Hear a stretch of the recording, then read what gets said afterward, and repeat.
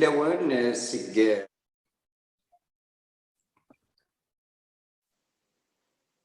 أزول فلاوان سق ثامورث تيفي هي أما كزرام يا لسن يا السمانية كنسعى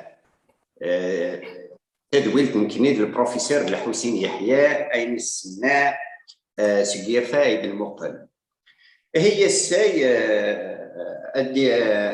أما الزراعة ثمورث القبايل ثنطر خير لما تشي دروس للزيرو كابيل يتكمل يعني انخلاق الحال سيتما وذابو الجزائريه مصفاطلي وثاني استمس سلخصاص الاكسجين داير وتلميذين ولاش الاكسجين التصين مثلا على جال ولاش الاكسجين هذاك كمل نسلي كيدنابين ارنان فوالا سكدي وطد تلميذين السكدين القبايل انخ ملان لي طوندونس سن بوليتيك نير دي كرويونس ديال مجمع نتورا شرات لان يمكن ما قليل من الجماعه كان حوايج اذا حكيت مره باش با كتنستمس الاكسجين كيدنابين دو سيغود دو ذاك الريزومي اوربري دو ذاك تربرت هي يمكن دابا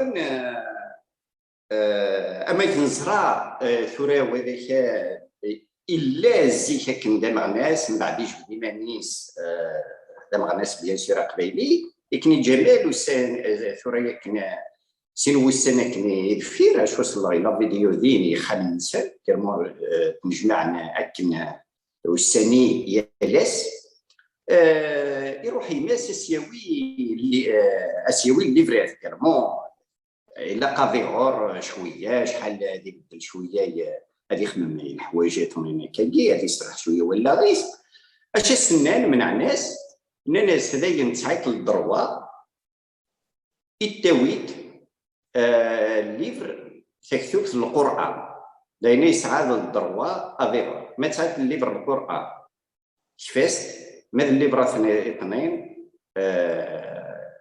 وهو ثورة كني نشتريك هذه حيرتي الجهه اش قارون فوالا وإذا كني لي زانديبوندونتيست إذا كني يدير بريبل الجهه نزرع ذا شو يدير بريبل على الانترناسيونال لي زورغانيزاسيون إذا كنتي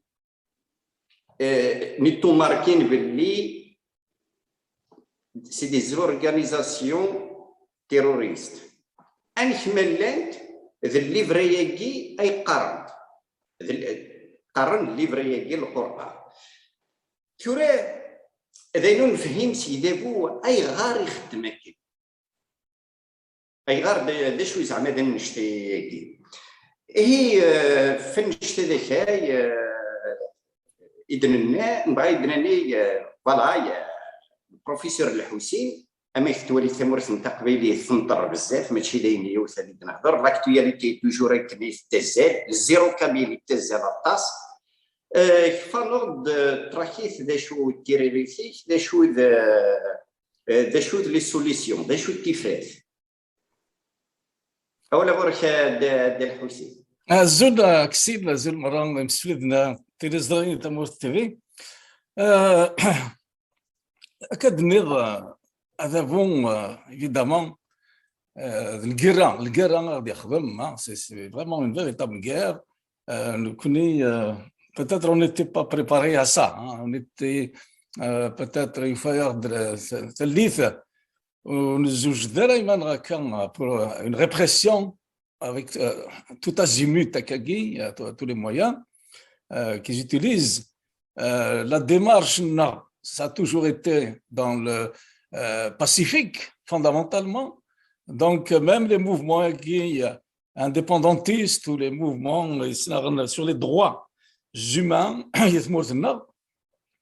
ce n'est pas des gens qui ont opté pour la violence. C'est depuis des années, enfin des décennies, depuis la naissance même de ce mouvement amazigh, on n'a jamais pris des armes en Algérie, à part dans les années 60, quand il y a eu l'indépendance, il y a eu les maquisards kabyles qui ne voulaient pas déposer des armes parce qu'ils ont fait, on se rappelle, un coup d'État en 62. Il y a eu une résistance ethnique qui a duré ce qu'elle a pu durer, là, 2-3 ans. Mais les forces étaient inégales parce que l'armée des frontières était équipée, armée jusqu'aux dents par l'Égypte, donc une ingérence étrangère à l'époque, pour s'accaparer du pouvoir. Donc, à part cette résistance du FFS dans les années 62 jusqu'à 65, après, c'était pas l'option. En fait, on est d'aller vers un mouvement armé. Donc, ça n'a jamais été dans nos schémas de pensée d'aller vers ce qui est taxe là de résistants armés ou de terroristes. Ok, quoique c'est notre droit légitime de le faire, mais c'était pas l'option, c'était pas notre choix. Ok, mais on ne sait jamais avec les agressions qui sont en train de perpétrer tout azimut. C'est quoi les différentes options?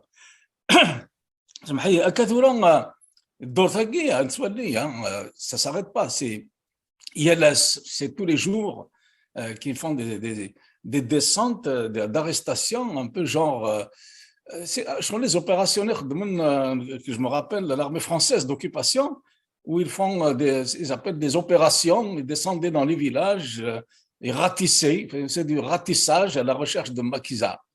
Et ils font même pire maintenant parce que c'est plus visible. Ils viennent avec une 15 à 30 véhicules de gendarmes, des véhicules blindés, armés jusqu'aux dents, pour aller tout ça là, perquisitionner chez un indépendantiste, chez un poète.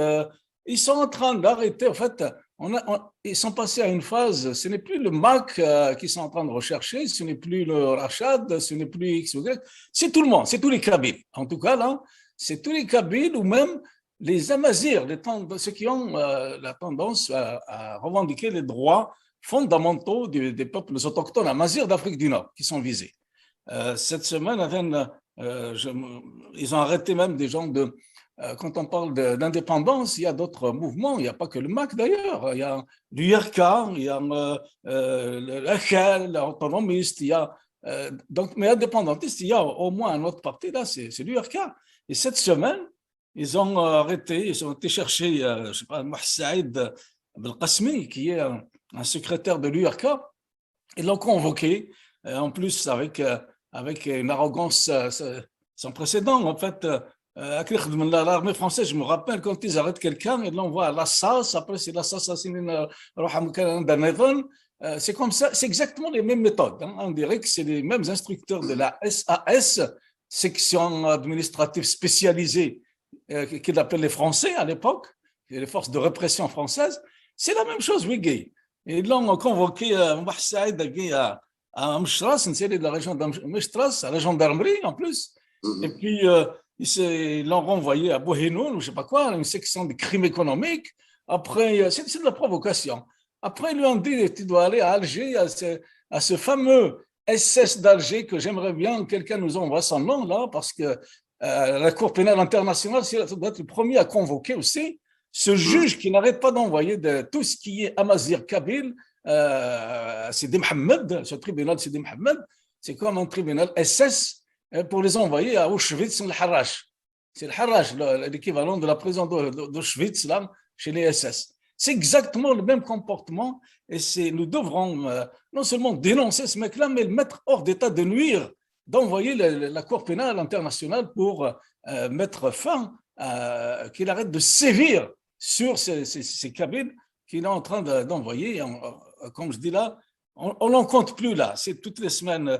Là, il y a d'autres, je ne me rappelle pas les noms, Axid, là, il y avait Zouaoui aussi, chez David de Sidi Aïch, je crois. La même affaire. Ce n'est même pas des membres du MAC. Hein. Ils leur prétextent, ils leur collent l'étiquette du MAC. Maintenant, quand on veut arrêter quelqu'un, on l'accuse de MAC, sachant qu'ils ont diabolisé le MAC et l'ont taxé selon leur définition. Hein. C'est un décret. C'est un décret qui décide que le MAC est terroriste. Mais ça, je crois que le monde entier les a tournés en ridicule. y compris les Algériens. Moi, j'ai écouté énormément d'interventions, de live, etc., où plus personne ne croit à cette thèse-là de terrorisme. Ils ont arrêté dans les perquisitions qu'ils font, ils trouvent des téléphones, ils montrent comme pièce à conviction des téléphones cellulaires, des ordinateurs. C'est complètement ridicule, en tout cas, mais ça se voit que c'est des prétextes, évidemment, tout ça là. Quand on veut, quand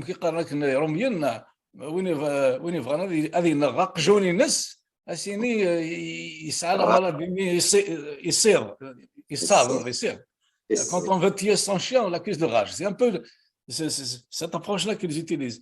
Mais personne ne se trompe, hein, ce régime-là, il utilise toutes les malices, les stratégies dépassées même par les événements pour arrêter des gens, pour continuer sa répression, pour instaurer un climat de terreur et en espérant que les gens vont s'occuper de ça, là, de leur survie par rapport à cette terreur-là, et ils vont oublier l'essentiel de leurs revendications. Parce que les revendications, elles sont toujours là, le problème est toujours bien posé, comme on dit, et il attend des véritables solutions. Ce n'est pas avec la répression qu'ils vont finir à éradiquer ce mouvement amazigh qui est le socle de l'Afrique du Nord. Il y en a qui ont essayé avant eux, hein. Ils ont juste la mémoire courte, ils sont amnésiques, mais l'amazigh de l'Afrique du Nord, là, ça fait plus de 3000 ans qu'ils résistent. Il y a toutes les invasions qui sont passées par là, les gens qui connaissent l'histoire, là, ils savent que les amazighs, ils ont toujours su rebondir. Et il y en a une résilience qu'on appelle, on a développé une résilience que ce pouvoir-là ne pourra jamais éradiquer. Donc, Segui, en plus, là où il se trompe et tout ça, là, il pense qu'il a, par lâcheté, hein, il tient en otage toute notre Kabylie et il peut faire les 400 coups. Il ne sait pas qu'il y a peut-être l'élite même de la Kabylie n'est plus en Algérie, là. Okay. Donc, aujourd'hui, nous sommes dans un village global. La planète entière nous appartient et que les Kabyles sont partout dans le monde et qu'ils vont finir par payer les dégâts, les violations qu'ils sont en train de faire, des droits humains, les violations de notre peuple, les droits de notre peuple, notre détermination, ça va leur coûter très cher. Parce que là, ils ont dépassé toutes les limites imaginables, même d'une guerre conventionnelle. En fait, c'est une guerre dans leur tête, là, le zéro Kabyle, là, qu'ils ont planifié, c'est une guerre d'extermination, de génocide, type génocidaire. Et ils utilisent dans cette guerre génocidaire même des moyens, je dirais là, que même dans une guerre conventionnelle, ils sont bannis. Même dans une guerre classique entre deux pays, il y a des armes qui ne sont pas autorisées par les crimes de guerre de Genève. Et le pouvoir algérien, et c'est pour ça qu'on demande d'ailleurs à une enquête internationale pour prouver, mais il y a des allégations très très fortes qu'ils utilisent des armes bactériologiques. Par exemple, ils ont instrumentalisé ou utilisé le Covid, on a vu qu'il y a un virus, on peut le classer dans les armes bactériologiques, où ils ont laissé mourir des gens par le Covid, surtout la dernière vague, là, où ils ont empêché même notre diaspora, donc souvent, il n'y a pas une maison, une famille en Kabylie qui n'a pas un de ses membres qui est exilé ou qui est émigré pour survivre, parce que cette région, elle vit en état d'apartheid depuis 1962. La seule ressource pour survivre donc, au peuple kabyle, autochtone d'Afrique du Nord, c'est l'immigration ou l'exil. Ça fait depuis l'indépendance. Donc, ils ont tous des familles à l'étranger qui les maintiennent en fait dans un état de survie pratiquement, hein, à la seringue. Et c'est ça. Donc, la volonté de ce pouvoir, c'est de les affamer, de les couper de la diaspora. Et puis, la preuve, c'était pendant le Covid, la diaspora s'est solidarisée d'une façon magistrale pour apporter de l'aide, même de l'oxygène pour des malades. Ils les ont confisqués, la douane algérienne. Donc, il y a une volonté délibérée de laisser le virus, donc comme une guerre bactériologique, finir son travail. On a vu combien de morts qui sont, ça mourait par dizaines, jusqu'à maintenant d'ailleurs, hein, c'est pas fini. Donc, ils utilisent des armes bactériologiques. La deuxième arme, on a vu ces incendies, soi-disant, de forêt. On va y revenir, on a déjà parlé, mais juste dans le contexte, c'est que ils ont utilisé aussi des armes chimiques. Parce que pour allumer ces feux-là, c'est des phosphores, je ne sais pas ce que c'est.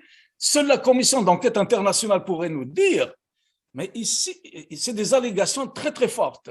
Donc, c'est deux armes, une arme bactériologique et une arme chimique pour atteindre leur but de zéro cabine. Donc, c'est banni, c'est interdit par les lois de la guerre. C'est des crimes de guerre, ça aussi. Okay? Donc, la limite, ils ont dépassé une guerre. Ils sont dans l'illégalité même des conventions de la guerre. Oui, excellent. Peut-être le génocide linguistique. Il fait partie de zéro cabine. Parce que le locomotive. Oui, tout à fait. Dans le génocide, on peut rentrer l'ethnocide aussi. La langue, c'est l'ethnocide. L'ethnocide, ils l'ont toujours en fait, pratiqué aussi.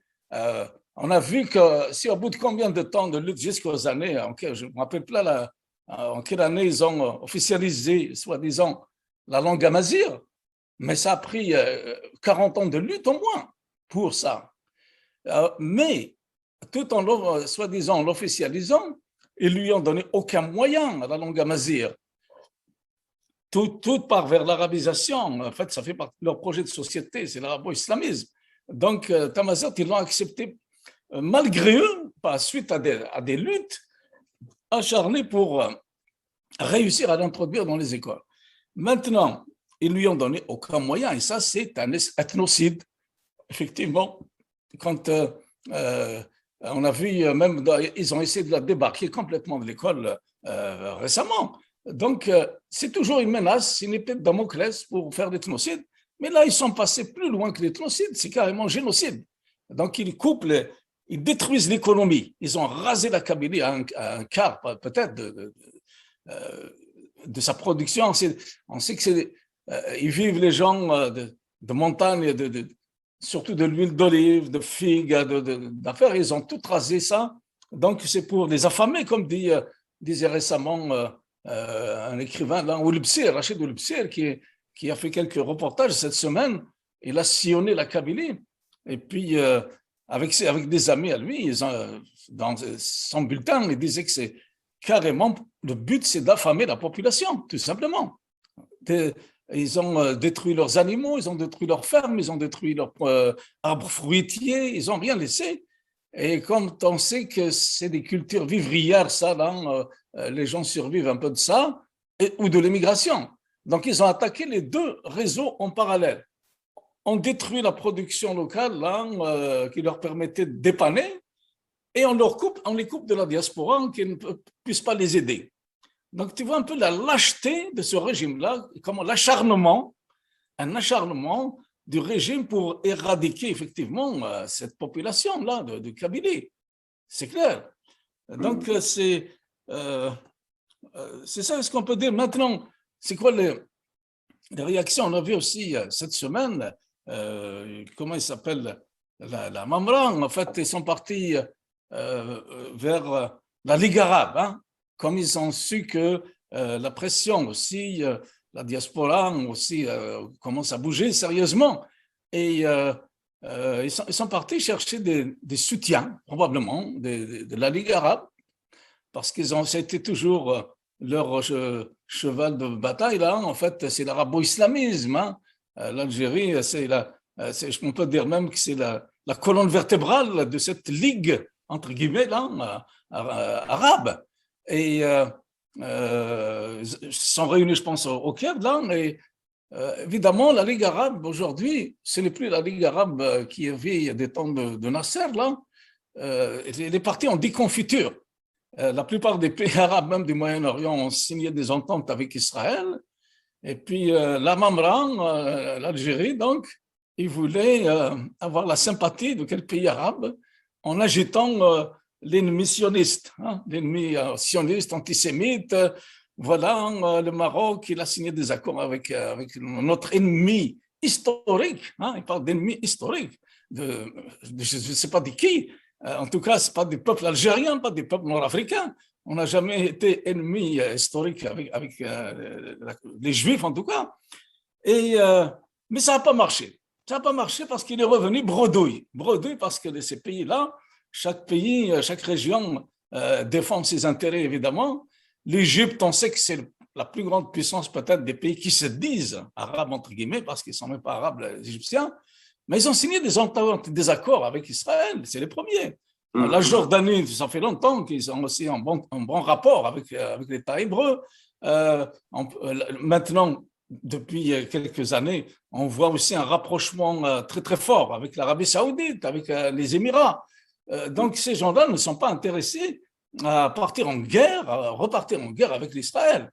Donc, ils sont partis agiter l'épouvantail de l'antisémitisme, Zaman, pour avoir la sympathie, mais ils ont compris leur jeu, et surtout que notre voisin, le Maroc, il a aussi des arguments très, très forts à défendre.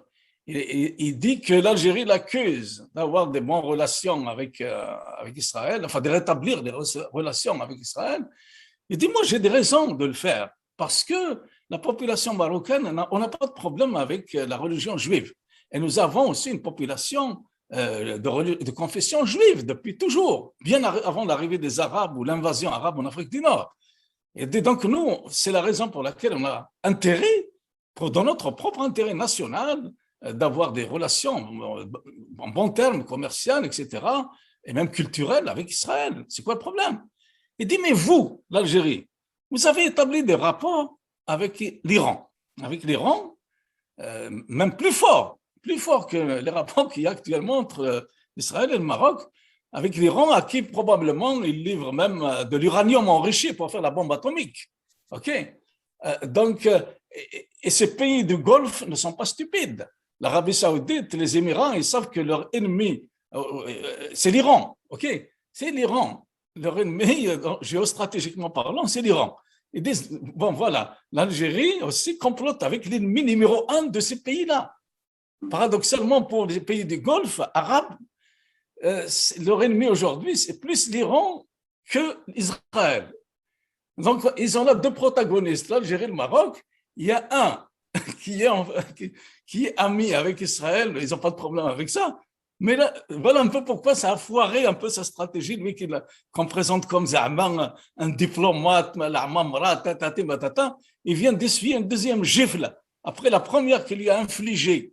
Notre amazir marocain, là, Omar Hallali, à l'ONU, là, il vient d'essuyer notre gifle là-bas dans sa ligue arabe. Après ça, il est revenu, il est parti voir qui? Il est parti voir la Mauritanie, hein? Un pays qui a les bras cassés. Donc, il va à la Mauritanie pour essayer d'avoir son soutien, comme il a fait avec quelques petits pays africains qu'il a achetés là, en effaçant leurs dettes dans l'espoir d'avoir quelques voix. Donc, il va se retrouver, moi je l'avais déjà prédit l'année passée, l'Algérie, en fait, la Ligue arabe, il va se réduire à 2 ou 3 pays, j'ai dit, là, l'Algérie, et puis ces 2 satellites, le Hamas palestinien, le Polisario. Peut-être maintenant on peut ajouter la Mauritanie, hein, qui sait, ou Djibouti. Voilà un peu le ridicule de cette stratégie, qui est en fait une stratégie d'un têtu, de quelqu'un qui est, comme je dis toujours, j'aime dire l'expression de la ma'zav al-awtarat, c'est quelqu'un qui n'accepte pas son autocritique. Il ne veut pas regarder les choses en face, il ne veut pas voir la réalité en face, il va persister à croire ou faire croire aussi à son peuple qu'ils sont forts en diplomatie, qu'ils sont ceci, que leur choix, c'est les meilleurs, etc. Mais on sait qu'ils ont conduit ce pays, cette stratégie-là, leur idéologie qu'ils ont imposée, ils l'ont conduit au chaos. Le chaos qu'on est en train de vivre, là, en train de vivre tout le pays même, il n'y a pas que les Kabyles, c'est le résultat de leur politique. Donc, c'est la même feuille de route qu'ils poursuivent là, depuis 62, donc d'arabo-islamiser l'Algérie et pourquoi pas l'Afrique du Nord, parce que c'est ça leur ambition. Ils ne se limitent pas à leurs frontières. Les vrais agresseurs, ce n'est pas les Marocains, il faut le dire au monde entier. C'est eux qui sont partis s'ingérer au Sahara occidental. Un Sahara qui, historiquement, pas appartenait au Maroc, là, à l'empire almoravitain, depuis les Almoravides depuis le XIIe siècle. Ils sont partis accaparer le morceau, là, en fait, essayer de faire une enclave, une ribat, une enclave arabo-islamique au Sahara occidental. Donc, amputer le Maroc de sa partie sud, le Maroc amazigh, en bloc là, amazigh, le Maroc, même s'il fait partie aussi de certaines entités comme ça, mais profondément, il est amazigh. Donc, leur but, le gros morceau, si tu veux, qu'ils n'arrivent pas à digérer dans cette rouleau compresseur arabo-islamiste, c'est le Maroc. Il leur restait comme un os à travers de la gorge. Voilà un peu pourquoi ils ont regarde bien là, moi j'ai jamais vu ça, un conflit qui dure depuis plus de 40 ans. Tu vois un peu l'autre acharnement, et on va revenir à cet acharnement contre les Kabyles et l'acharnement aussi sur le Sahara occidental, parce qu'il y a eu des tas de médiation, ça a ruiné l'Algérie, ça a coûté des milliards d'armements à entretenir une petite communauté à Tindouf, là, une ville artificielle, qui est nourrie aussi à la seringue grâce au pétrole algérien. Mais l'argent qu'ils ont dépensé au Sahara occidental, ils auraient pu faire de l'Algérie un pays très puissant économiquement aujourd'hui. Mais il y a cet acharnement idéologique, carrément, je dirais, arabo-islamique, là. C'est cela qui les a conduits à la dérive, à la ruine, parce qu'ils ont une ambition expansionniste. C'est l'expansionnisme arabo-musulman qu'on appelle ça. Alors, ils viennent nous chanter qu'eux, ils sont contre le sionisme, hein, alors que nous, on sait qu'ils sont antisémites.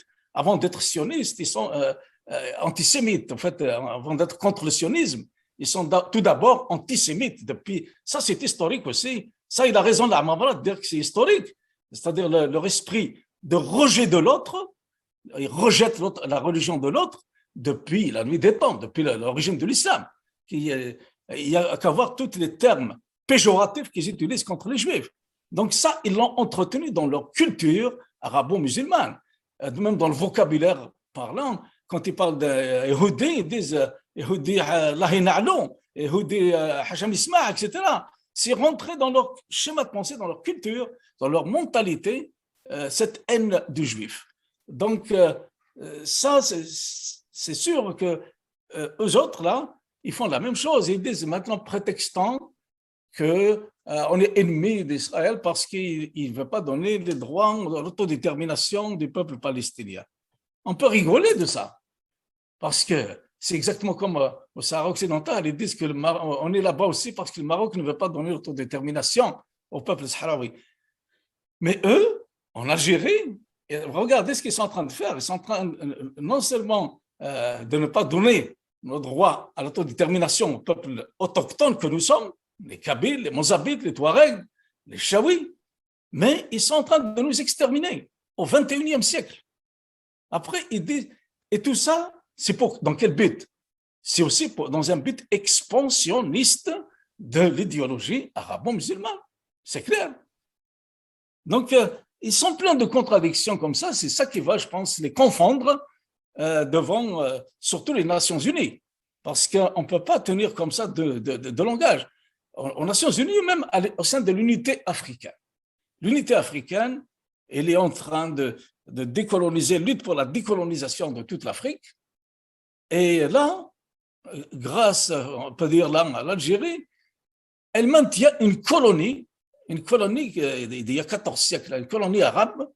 En fait, ils l'ont réactivée parce que c'est vrai que c'était fait sous la pression des guerres de religion, etc., d'invasion musulmane, mais par la suite, il y a eu quand même, on n'a pas le temps de rentrer dans l'histoire, mais il y a eu, après des empires berbères, musulmans, mais berbères, le Morabitin, le Mouahidin, les Almoravides, les Almohades, du XIe siècle jusqu'au XVe siècle, jusqu'à la chute de cet empire musulman, des khalifats, etc., l'Afrique du Nord a arraché son autonomie, son indépendance à partir des Almoravides, Almorabitin, qui étaient d'origine en fait les leaders étaient des Marocains qui viennent de cette région, justement, qu'on appelle Saqet al-Hamra, à Sifasgar, le rio de Oro, qui est le Sahara occidental d'aujourd'hui.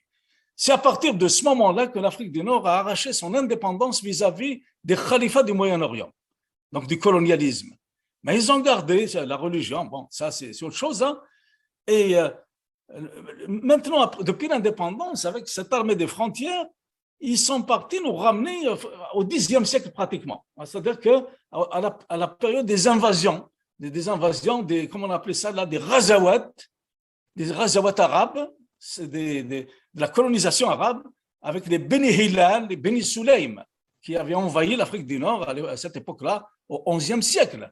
Et c'était les Almoravides, qui les ont stoppés d'ailleurs en Algérie, dans leur invasion.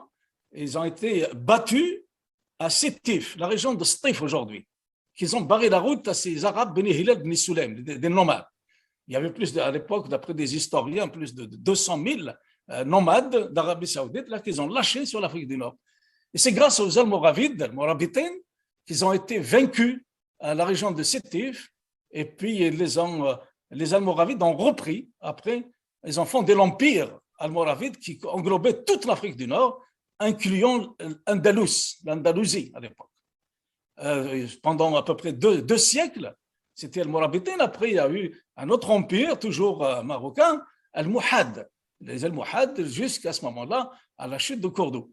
Mais ce que vient de faire ce régime algérien, grâce à leur idéologue, là, le fou de Jamal Abdel Nasser, l'Égyptien, il voulait créer cette Ligue arabe, et puis il a formé des officiers algériens, dans Ben Bella, Boumedienne et toute la dictature, la junte militaire qui a fait le coup d'État.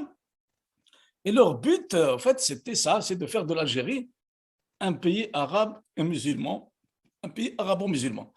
Et ils sont accrochés à ça, cette dictature algérienne, depuis 1962. Son seul objectif, son seul projet de société qui est là pour l'Algérie, c'est d'instaurer l'arabo-islamisme en faisant ce que tu viens de dire, par exemple, un ethnocide des autres langues, des autochtones, des autres de la culture autochtone et de l'histoire. Qu'est-ce qui a fait naître le mouvement Amazigh? C'est parce qu'il niait toute notre histoire là. Il niait l'histoire de l'Afrique du Nord, que l'histoire de l'Afrique du Nord commence avec cette invasion arabe, et puis tout le passé des milliers d'années qu'on avait, notre civilisation, etc. Regardez jusqu'à maintenant, ils détruisent les mausolées Amazigh qu'il y a en Afrique du Nord. Il y a un acharnement à parachever une vieille colonisation du Xe siècle. Et ça, nos amis africains, je pense qu'ils commencent à le comprendre aussi. On veut libérer l'Afrique, y compris l'Afrique du Nord. Et les invasions, il n'y a pas c'est toutes des invasions de type colonial, là, qu'elles soient françaises ou qu'elles soient arabes, c'est la même chose pour les Africains, parce que soit dit en passant, ces dirigeants ou cette junte militaire algérienne, elles ne se sentent pas africaines, tout simplement. Elles ne se sentent même pas africaines. Elles pensent que c'est les descendantes légitimes d'une lignée arabe, donc ils veulent imposer une colonie arabe en Afrique du Nord. Voilà un peu ce qui est fâchant un peu dans toute cette histoire-là. Donc il y a un acharnement à s'attaquer, à violer toutes les lois internationales pour atteindre cet objectif-là. Parce que maintenant, le monde étant ce qu'il est, avec les communications, ils ont pris conscience, la plupart des pays, qu'il faut protéger, comme la prunelle de ses yeux, les peuples autochtones, les Premières Nations, comme on les appelle, parce qu'ils détiennent aussi un certain savoir pour l'humanité, une certaine richesse, une biodiversité ou une diversité pour l'humanité. Donc, ce n'est pas pour rien qu'ils ont accordé des droits universels, internationaux, et que chaque pays est tenu de les respecter. Okay? Il n'y a pas qu'Israël qui doit respecter le droit à l'autodétermination des peuples. Ils ont le devoir aussi, en tant qu'État algérien, de respecter ça. Or, ils marchent sur le dos de plusieurs peuples qui ont aussi ces mêmes droits-là et qu'ils nient complètement, comme les Touaregs. Et là, je lisais cette semaine aussi, là, par exemple, à propos des pays africains, là, qui ont, comment il s'appelle, le président là, de l'ONU, Guterres, ou je ne sais pas comment il s'appelle, là, il a fait une alerte. Il dit que dans le pays du Sahel, il y a un danger maintenant mortel de l'islamisme, de l'expansion encore arabo-islamiste. Okay? Avec la victoire, disons, des talibans en Afghanistan, il dit qu'il y a maintenant un danger sérieux que les pays du Sahel sont menacés par cette idéologie-là islamiste. Et c'est qui ces pays du Sahel? C'est les voisins immédiats de l'Algérie. C'est le Mali, c'est la Mauritanie, c'est le Niger, c'est le Tchad, c'est le Burkina Faso. Et si on suit la politique là, ces dernières années, qu'est-ce qui s'est passé? D'où est venu l'islamisme dans ces pays voisins de l'Algérie? Est-ce qu'on a vu par exemple au Mali, là, à Tombouctou, des fanatiques islamiques il n'y a pas longtemps qui détruisaient le mausolée de Tombouctou avec des pioches. Et les reportages, tout le monde l'a vu, ça là, il y avait des islamistes algériens. C'est l'Algérie qui a exporté ces fanatiques islamiques après avoir fait un carnage, un autre crime contre l'humanité en Algérie, la décennie noire. Cette junte militaire d'aujourd'hui qui nous fait la guerre en Kabylie, elle avait fait quoi? Elle a amnistié ces sanguinaires islamistes qui ont tué plus de 350 000 civils désarmés algériens.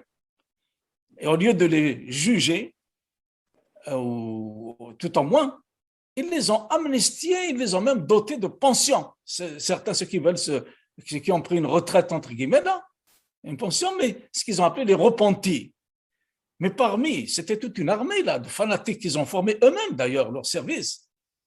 Et une bonne partie, ils l'ont expédié, continué ce djihad-là, en Afrique, donc au Mali, donc au Niger, donc au Burkina Faso.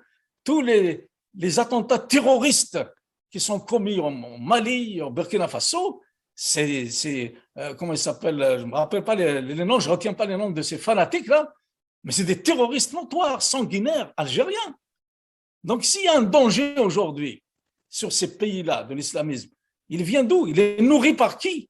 Je pense que c'est le président de l'ONU, là, il devrait aller voir, dépêcher une enquête déjà sur ce qu'ils sont en train de faire en Kabylie, et peut-être qu'ils vont découvrir le poteau au rose, là, comme on appelle, que l'Algérie joue un rôle de vecteur essentiel de cette guerre islamiste contre le reste de la planète. C'est ça, en fait, que l'Algérie, c'est une base avancée de l'islamisme international et du terrorisme. C'est pour ça qu'ils taxent facilement les autres de terroristes, parce qu'eux, ils sont fondamentalement terroristes. C'est dans leur culture, la violence et le terrorisme. Pourquoi ils achètent autant d'armes en Algérie? Le peuple est en train de crever de faim, un niveau de vie, le dinar est dévalorisé complètement, et ils trouvent de l'argent encore là, pour acheter des armes. Ils viennent d'acheter, je pense, 6 corvettes à la Chine, pour acheter le silence aussi un peu de la Chine, là. Ils achètent des armes à droite à gauche. Donc, c'est qui est terroriste? L'Algérie, ce qu'on sache, n'est pas rentrée en guerre, en tout cas pas encore, même avec le Maroc. Et ils ont, chaque année, c'est des milliards de dollars qui partent pour acheter des armes. Et ils financent qui avec ces armes? On a dit que récemment, les missiles qui sont abattus sur Israël, du Hamas, ils sont financés par l'Algérie. Okay? Toutes les armes qu'utilise le Polisario, ils sont payés cash par l'Algérie. Alors, qui est terroriste? Ils financent qui là? Les terroristes du Polisario, les terroristes du Hamas, et maintenant, évidemment, ces terroristes islamistes algériens, dits entre parenthèses repentis, qui sont en train de faire la guerre en Afrique, à des pays africains. Alors, le terrorisme, les Nations Unies devraient mettre leur nez immédiatement en Algérie, là, s'ils veulent stopper le terrorisme. Les Français, là, il y a le procès qui s'ouvre, là, du Bataclan, qui va durer des mois. Là, on va voir qui est les vrais terroristes. Ça, c'est des terroristes. On n'appelle pas le MAC terroriste qui n'a pas tiré une cartouche. Mais on va voir, j'espère qu'ils vont découvrir quelque chose là. Parce que ces terroristes en Europe, là, au Bataclan, je peux te dire que l'Algérie aussi, elle a infesté l'Europe avec ses terroristes. On avait dans les attentats précédents. Celui-là, la justice va tirer au clair, j'espère. Qui sont les commanditaires du terrorisme islamique en France? On a vu aussi, on vient de célébrer, commémorer les attentats du 11 septembre à New York. Ça, c'est du terrorisme. Et ça, ce n'est pas le MAC qui a fait ça. C'est bien la même idéologie que celle que défend l'Algérie, l'arabo-islamisme. OK? Donc, comme je t'ai dit... من دابا نربريبا ياكيس الجزائر اسيس تشاير مما ترافير اغربازينيس هات مقلت الساكي فنشتني انشي عقشي شاكن داقرو واشو الديغور اكن اشو ذا فيس تنفع يثوذر فيس نهني اتصغرايون في الموت الورا نشتي جيت وغرباز النين بعد وذاك اللي نصفر كاس الجوامع نسن التلفزيونات نسن الراديوات نسن هكاكي بغينا نخمن ما كنتوالى اغنمحون فوالا سوين لاند تقبايليت ني غدا مزير فوالا سيدي جينوسيد نيتواياج اثنيك اغنرن ذا عربون دي شومر. Oui, tout à fait. Axel, ça, tu as bien fait de rappeler que c'est l'école algérienne, évidemment, elle a fait tout un travail. C'est pour ça qu'aujourd'hui, ils nous ont foutus excusez-moi du terme là, dans la merde. Parce que c'est eux qui ont formaté des jeunes à cette idéologie arabo-islamique qui est raciste, exclusive, hégémoniste, et qui est anti-Amazir aussi, il a retourné en fait nos enfants contre leurs parents pratiquement. Donc ils nous ont confisqué même nos enfants, la nouvelle génération, et ça vient de l'école.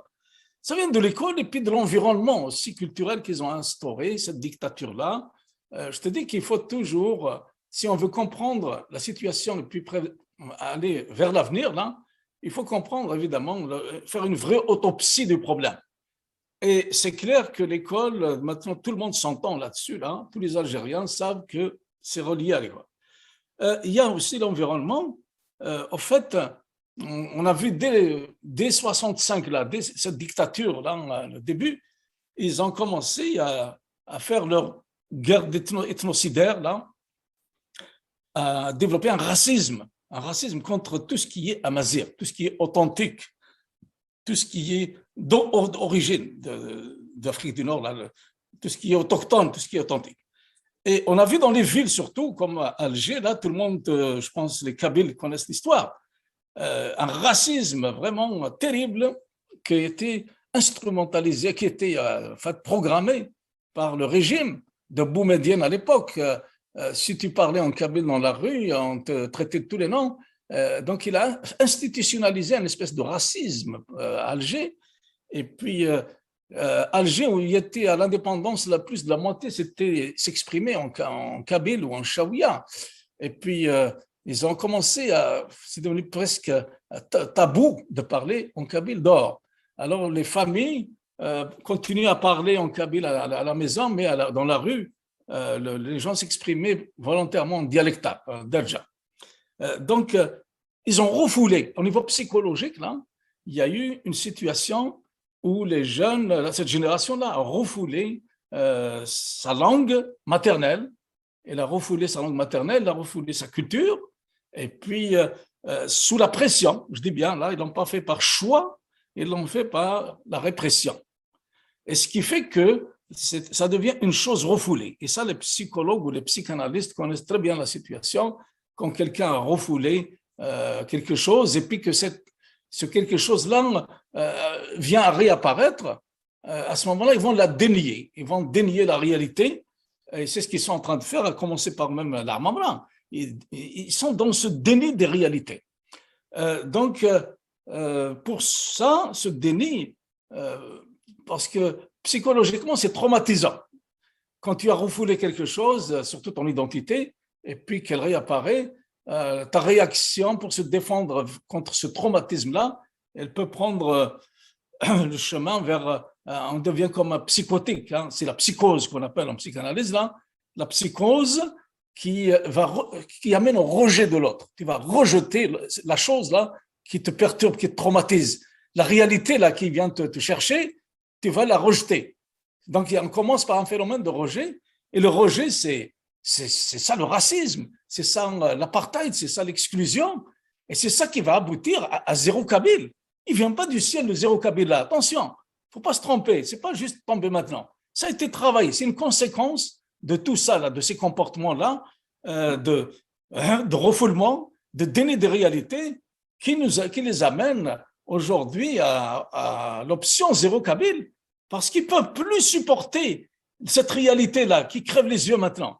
La majorité, qu'ils le veuillent ou non, là, elle s'est imposée par sa lutte à travers toute l'Afrique du Nord en plus. C'est pour ça que, regardez, ils étaient haineux par rapport aux marques terroristes. Maintenant, tout de suite, ils ont expansionné, ils ont dévoilé leur jeu, c'est anti-Amazigh carrément. Donc, contre drapeau Amazigh, contre tout ce qui peut leur rappeler leurs origines, leur réalité Amazigh.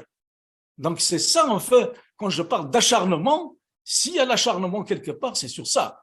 S'ils ne veulent pas non plus lâcher le Sahara occidental, c'est le même type d'acharnement. C'est l'arabo-islamisme. Ils s'accrochent à ça et le reste, c'est le rejet total. Ils ne veulent pas accepter ça. Oui. Oui. البروفيسور الحسين يحيى سي انكرويابل ملي نقيم ديك الساعه مزونه الدقيقه très rapidement Axel, juste quelques mots sur bien sûr يكمل داك باسكو نسعى نسقسي تالمون تفوتك من بيتيسيون سمور ثان السمان باستا mais d'accord, ben, écoute, ça oui, c'est une pétition. Donc, tu sais, après ces événements tragiques que vit la Kabylie, là, les gens étaient encore sonnés, étaient encore un peu dans le deuil. Hein, ça fait même pas 40 jours que ça s'est passé tout ça. Alors, les gens, comme je dis, ils étaient un peu surpris par la violence du régime de l'État algérien, ces massacres-là, ce qui fait qu'ils étaient dans l'expectative, c'est quoi les voies de solution. Et là, on a vu qu'il y a eu quelques rencontres en Kabylie, et dans la diaspora aussi, il y a beaucoup de rencontres aussi. Et là, cette semaine, donc, j'ai reçu une pétition, hein, c'est une pétition du pays, qui a été produite, en fait, il y a une déclaration avec les signatures. Et dans cette déclaration-là, j'ai vu que c'est surtout des gens du FFS et du Hirak. Les FFS, c'est des hirakistes qui proposaient, en fait, que la région de Kabylie soit déclarée comme zone sinistrée, parce qu'elle n'est même pas considérée comme sinistrée, pour qu'elle bénéficie de quelques aides de l'État. Hein. Donc, comme s'ils veulent... ce qui m'a surpris dans cette déclaration, que je trouve presque insultante, c'est qu'ils n'ont pas prononcé le mot génocide de la Kabylie. Ils n'ont pas prononcé le mot écocide. Ils n'ont pas... il n'y a rien, ni indépendance de la Kabylie. Donc, ils ont occulté tout ça là. Enfin, on peut les comprendre parce que sinon, ils seraient venus tout de suite les arrêter à Sidi Mohamed. Donc, dans le contexte de là-bas, je peux comprendre, mais c'est inacceptable pour quelqu'un de la diaspora de signer ce genre d'affaires. Pour la simple raison, c'est qu'on a déjà expliqué que les hirakistes ou le FFS n'ont pas de solution pour l'Algérie, pour le Kabylie en tout cas. Les deux, en fait, leur point commun, leur dénominateur commun, c'est le jacobinisme, c'est-à-dire le statu quo. Ils veulent rester, la Hirak, on l'a dit déjà plusieurs fois, ce n'est pas leur problème en fait, ils sont à l'aise avec ce système-là. Ils sont à l'aise, ils veulent changer juste les hommes. Et si tu te rappelles de ma réponse à l'Ahwari Addi, qui est dans cette mouvance de Hirak, c'est exactement ça. C'est qu'ils n'ont pas de projet de société alternatif à proposer pour la sortie de crise de la Kabylie. La Kabylie, maintenant, surtout avec ce qu'ils viennent de faire, là, c'est même les gens qui n'étaient pas indépendantistes ou séparatistes, aujourd'hui, ils le sont à 100%, la plupart. Parce qu'il ne reste plus rien entre nous et ce pouvoir central. Ils viennent de nous faire une guerre terrible, de détruire toute notre économie. nos infrastructures. Enfin, comment tu veux t'asseoir demain, rester dans ce statu quo-là? Ça serait vraiment le syndrome de Stockholm poussé à l'extrême. Ils n'ont pas de solution. J'ai toujours dit, en ce qui me concerne, là, qu'il faut aller vers des indépendances régionales, pas juste pour la Kabylie, c'est toutes les régions qui le désirent ou qui sont matures pour ça. Il y en a une au moins qu'on peut citer clairement, c'est le Mzab, qui a souffert aussi de ce jacobinisme d'Alger. À part la suite, celui qui veut coopérer ou cohabiter dans la paix, dans l'union même de la région, il y a d'autres schémas, ça s'appelle des confédérations d'États indépendants. Il n'y en a pas d'autre solution. Parce que là, on arrive à, comment tu veux, à envisager l'avenir à un mourant, quelqu'un qui est en train de mourir, on vient de faire un génocide pratiquement dans sa région, et il nous parle d'avenir dans le cadre de l'Algérie. Il y a quelque chose qui m'échappe. En fait, qui m'échappe pas. Il y a quelque chose qui relève du syndrome de Stockholm. OK. Et voilà, je vais dire, c'est qui تمنيت شغل اثروح تقولوا شي نقول لك استديت شفيد افوس نتمعاونا الشغله نتقصيطني يطلر لو اكت يازيد خمس نديت جيست ان اكزومبل يودي ثك ايش نشوت تساوك تا يازيد نلف تصيح تسوفرين انت يري الجيلي ساكن شري حبوبا شرا اللقط من بعد ما تيشنشو يسرحها ساكن يلقى فريمون تسوفري مي حاشا يسرساس شرا اعقاين يلقى عكر ثوغال تيازيط النيغا ساكن تسوفري ثوغال ديغور يطلير اثلقت مازال يحبوب نيز الشغل وطن ثورة الجزائر ترافيرسي 62 عام سي تخلقت ان سوسيتي كلك شو سامبا بايدا سانكيت النيض يزغلي مازال كون تشغلون السيستم اتدخلون اتسربون اتسعون ليسبوار ديوس نديك فين يلحق. C'est le but du pouvoir. Pourquoi il a massacré la Kabylie, il l'a amputé même de sa diaspora pour l'instant?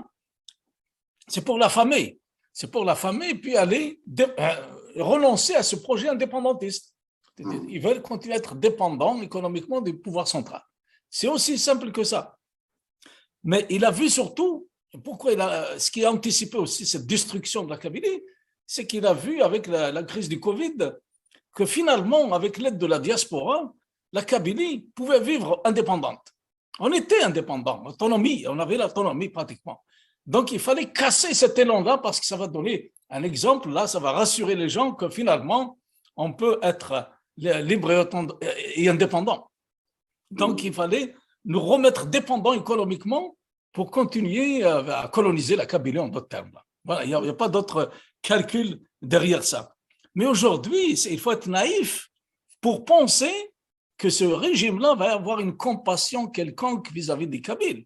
Parce que ce n'est pas des criminels, c'est des assassins. C'est-à-dire dans le sens qu'ils ont planifié tout ça là. C'est dans un plan qui s'appelle Zéro Kabyle ou d'autres noms là, mais c'est depuis des années qu'ils planifient cette stratégie-là de nous éradiquer pratiquement. Donc, n'allez pas croire être naïfs qu'ils vont avoir de la compassion vis-à-vis de la Kabylie. Maintenant, en parallèle à ça, il y a les gens qui sont libres de penser, du moins là, dans la diaspora, qui voient les choses tout à fait différemment. Nous, on continue à réclamer cette enquête internationale. Pourquoi? Parce que l'enquête va vérifier toutes ces allégations.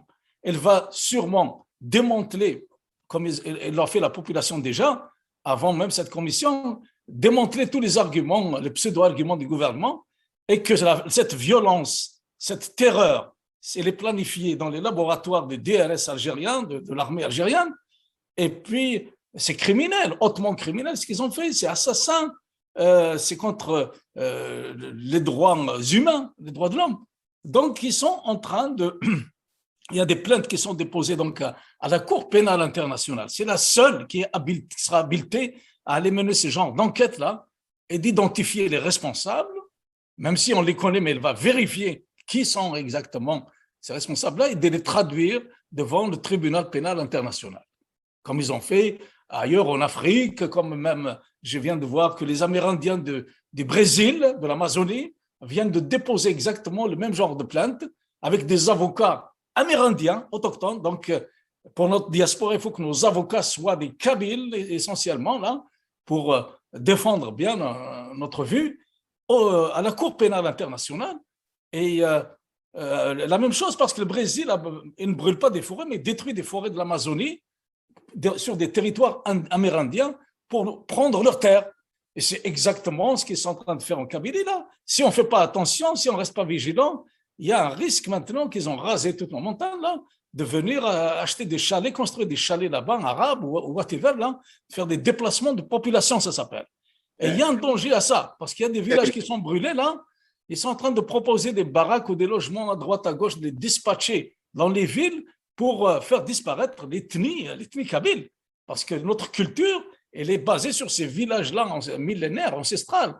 Donc, il n'y a pas question de quitter ces montagnes-là, même si elles sont brûlées, on va les retravailler, mais ce n'est pas la solution d'aller dispatcher les gens comme ça. Donc, c'est exactement le même scénario, c'est-à-dire on peut prendre la même approche que cette démarche des Amérindiens du Brésil à la Cour pénale internationale. Il y a aussi cette semaine, je pense qu'il y a des rencontres maintenant aussi à Genève, hein, il y a le Haut-Commissariat des droits de l'homme, en fait le Haut-Commissariat de l'ONU qui est chargé des droits humains, qui vont être reçus à Genève pour poser le problème qu'on parlait tout à l'heure, là, des prisonniers d'opinion, de prisonniers politiques, en général, que ce soit des indépendantistes ou les autres même, parce qu'ils sont en train d'arrêter maintenant n'importe qui, hein, mais ça peut être même un arabophone, s'il a une sympathie quelconque avec ces approches-là pour sortir véritablement de la crise là-bas, ils vont le jeter en prison parce qu'ils ne veulent pas de solution. En fait, ils veulent rester, garder le pouvoir, point à la ligne.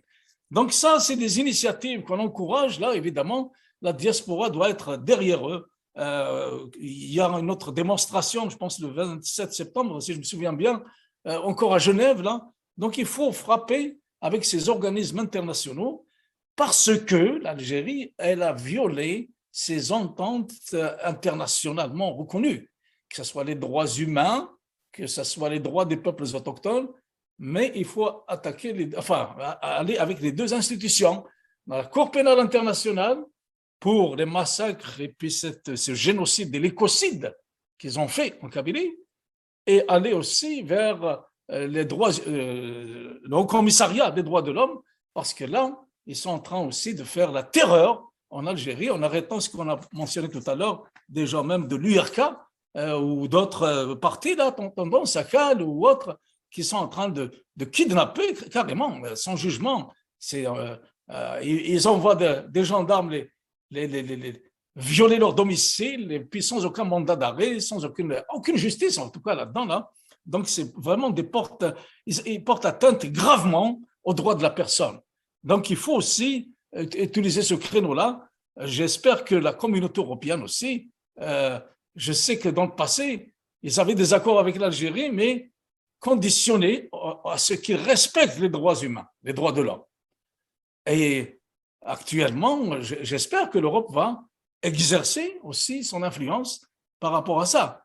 Même si on sait qu'il y a quelques pays qui sont plus ou moins achetés, mais on espère que le droit va triompher, même en Europe, là, pour qu'ils essayent d'intervenir aussi, faire respecter ces droits humains en Afrique du Nord. Voilà, Axel, je pense qu'on a été un peu long. Je ne sais pas s'il y avait d'autres questions que tu voulais qu'on aborde. مالا تزمرتي يعني ديك فتاين رابيد باسكو روحان غيمكن شويه وكود انت رابيد تهضر تدات سنتي كالك في كونفيدراسيون دي زيتا انديبوندونت الوحيد لي فيدراسيون مالا تزمرت انك يعني يتفهمت انك القبيل انك رابيدمون اذا في شو مقارد غير ماشي كيف ماشي كيف اكسير باسكو moi je vis dans une fédération canadienne. Dans une fédération est formée de plusieurs États, mais qui ne sont pas indépendants. Ok? C'est des États, c'est des autonomies, disons, des pays, comme le Québec, on est autonome, mais on n'est pas indépendant.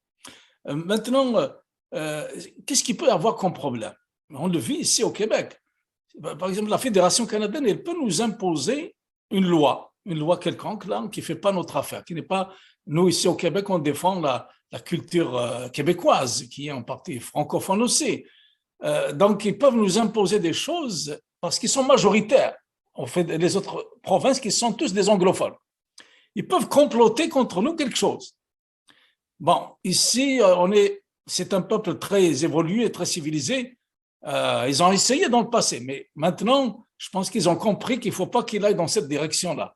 Parce que le Québec est assez fort et on peut menacer encore de se séparer complètement du reste du Canada.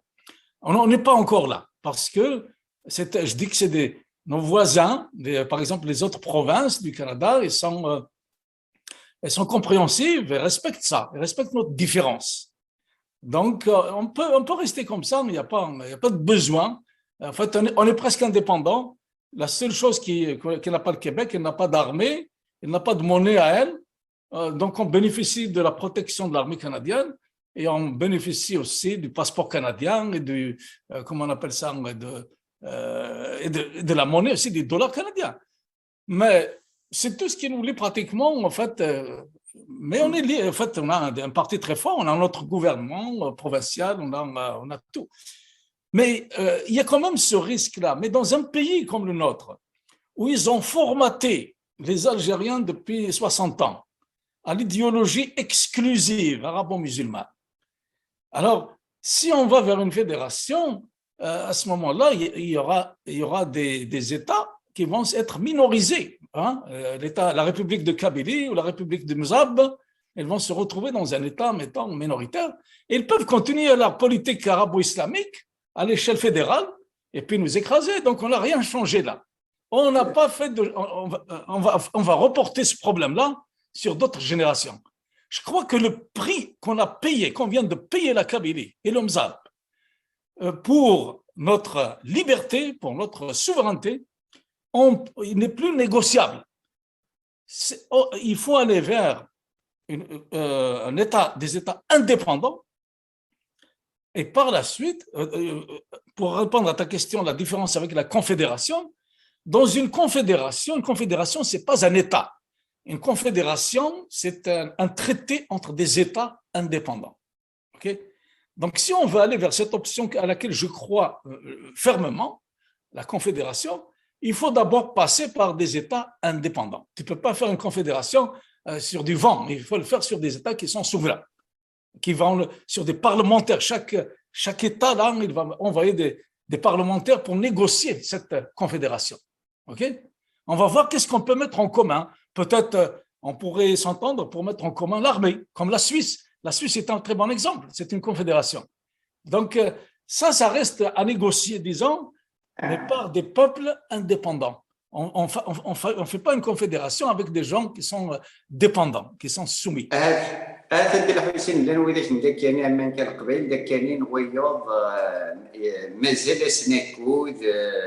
مازال قروي الانسان يقيم تالمون ما كيف نتيك تاع الدين nous sommes en train de écoute pour être clair واحد لي كرويون ماشي الواحد لي ميليتون اقلا ما نخدم الواحد لي كرويون ماشي الواحد لي ميليتون مثل لا ثمورث نغسل وين غادي نخدم الروتار داير كونط اون في ان ديل افيك ان كرويون مي ماشي الواحد الميليتون زمراها كاينين نشتري كاين تقارات بتاتر ديسي 200 ans داير مالا فريمون نحروش نكنيس القبائل نكس ديما نو من بعد وين نظن هات سلعقل يكمل